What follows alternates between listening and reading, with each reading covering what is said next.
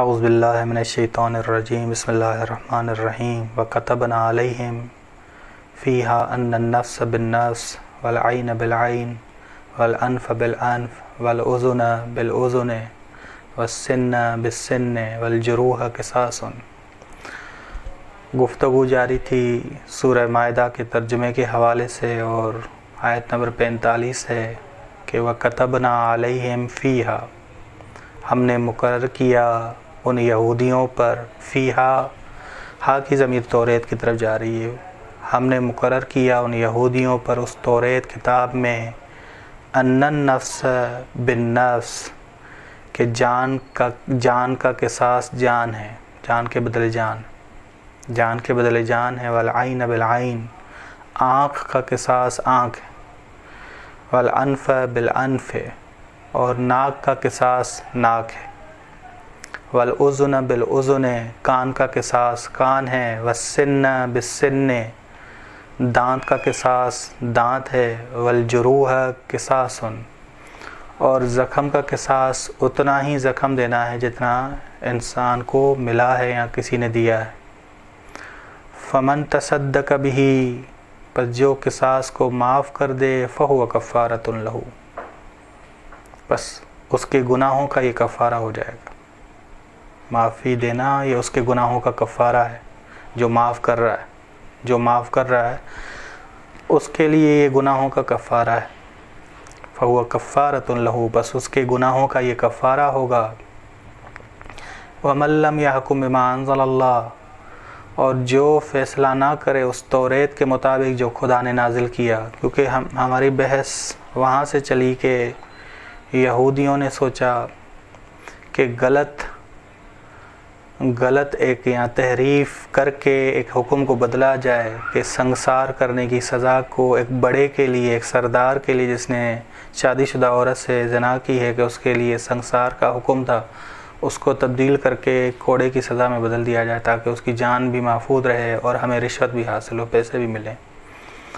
تو تبھی دوبارہ خداوند عالم تاکید کر رہا ہے کہ وَمَن لَّمْ يَحْكُم بِمَا أَنزَلَ اللَّهُ، اور جو فیصلہ نہ کرے اس توریت کے مطابق جو خداوند عالم نے نازل کیا، فَأُولَٰئِكَ هُمُ الظَّالِمُونَ، بس یہ لوگ ظالم ہیں، یہ یہودی ظالم ہیں جو توریت کے مطابق فیصلہ نہ دیں، توریت کے مطابق حکم نہ دیں۔ بات چل رہی ہے علماء کی، کہ حکم تو وہ علماء ہی دیتے ہیں، کہ علماء ہی تحریف کر رہے تھے، علماء ہی رشوت خور بنے ہوئے تھے، تو اس وجہ سے وَمَن لَّمْ يَحْكُم، بس جو علماء فیصلہ نہ دیں، حکم نہ دیں اس توریت کے مطابق جو خدا نے نازل کیا، بس یہودیوں میں سے علماء کی بات ہو رہی۔ وَقَفَّيْنَا عَلَىٰ آثَارِهِمْ بِعِيسَىٰ ابْنِ مَرْيَمَ مُصَدِّقًا لِمَا بَيْنَ يَدَيْهِ مِنَ التَّوْرَاةِ وَآتَيْنَاهُ الْإِنجِيلَ فِيهِ هُدًى وَنُورٌ وَقَفَّيْنَا، اور ہم نے پے در پہ انبیاء کو بنی اسرائیل کی طرف بھیجنے کے بعد عیسیٰ ابن مریم کو بھیجا۔ کفینا، ہم بتاتے ہیں کہ کفینا کیا ہے، کافیے کی کتنی اقسام ہیں بتاتے ہیں۔ وَكَفَّيْنَا عَلَىٰ آثَارِهِمْ، کفینا تکفیہ سے، باب کفا یکفی تکفیتن، باب فعل یفعل تفعلتن۔ کافیہ کی دو اقسام ہیں، کبھی ایک فرد یا ایک چیز اصل ہوتی ہے، باقی اشیاء اور دیگر افراد اس کے پیچھے آتے ہیں، جیسے ایک اولو العزم پیغمبر ہے کہ اس کے بعد انبیاء علیہ السلام آتے ہیں جو محافظ شریعت ہیں، یا جیسے رسول خدا اولو العزم پیغمبر ہے کہ اس کے بعد ہم مانتے ہیں کہ 12 امام ہیں جو ان کے بعد آئے ہیں، ایک امام نے ظہور نہیں کیا، تو یہ رسول خدا کے بعد آئے ہیں، اور یہ محافظ شریعت رسول خدا صلی اللہ علیہ وسلم ہے۔ ٹھیک، بس کبھی ایک فرد یا ایک چیز اصل ہوتی ہے، باقی اشیاء اور یا دیگر افراد اس کے پیچھے آتے ہیں، جیسے اولو العزم پیغمبر کے بعد، رسول خدا کے بعد 12 اماموں کا آنا۔ ایک یہ، کبھی ایک اصل خارجی ہوتی ہے، اصل خارجی، نہ کہ فرد نہ کہ اشیاء، بلکہ چیز ایک اصل خارجی ہوتی ہے، اصول ہے، ایک توحید ایک اصل ہے، کہ سارے انبیاء علیہ السلام پہ در پہ جو آئے وہ اسی اصل کتابیں ہیں، توحید کتابیں ہیں، توحید ٹھیک کرنے آئے، توحید ٹھیک کرنے آئے ہیں۔ یہاں بات ہو رہی ہے انبیاء علیہ السلام کی کہ کفینا علی آثارہم، انہی انبیاء علیہ السلام کے آثار پر ہم نے، یعنی جس طرح وہ آئے ایک اصل کو بچانے کے لیے وہ توحید تھی، اسی طرح جناب عیسیٰ علیہ السلام بھی آئے توحید کو ٹھیک کرنے کے لیے۔ عیسیٰ ابن مصدقا لما بین یدیہ من التوراۃ، جناب موسیٰ تصدیق کرنے والے تھے اس توریت کتاب کی بین یدیہ جو ان کے پاس موجود تھی، بین یدیہ نہیں ان کے پاس موجود تھی، جو ان سے پہلے تھی، یعنی جناب عیسیٰ علیہ السلام سے پہلے تھی، من بین یدیہ جو ان جناب عیسیٰ علیہ السلام سے پہلے تھی، من التورات من بیانیہ ہیں، ماں کا ہم نے ترجمہ کر دیا ماں میں کہ توریت، تصدیق کرنے والے ہیں اس توریت کی جو بین یدیہ جو جناب عیسیٰ علیہ السلام سے پہلے تھی، وآتیناہ الانجیل، اور ہم نے دی ان کو انجیل، وہ انجیل لائے، انجیل نے بھی تصدیق کی، توریت کی تحریف جو کی ہوئی تھی اس سے بھی بچایا، مہیمن تھی۔ وآتیناہ الانجیل فیہ ھدی ونور، اس میں ہدایت تھی، ہدایت اور نور ہے، مصدقا لما، اور یہ انجیل تصدیق کرنے والی ہے توریت کتاب کی جو اس سے پہلے ہے، وہدی وموعظۃ للمتقین، اور یہ ہدایت اور نصیحت ہے متقین کے لیے، رہنمائی کرتی ہے نور توحید کی طرف، سیدھے راستے کی طرف یہ رہنمائی کرتی ہے، موعظہ ہے، نصیحت ہے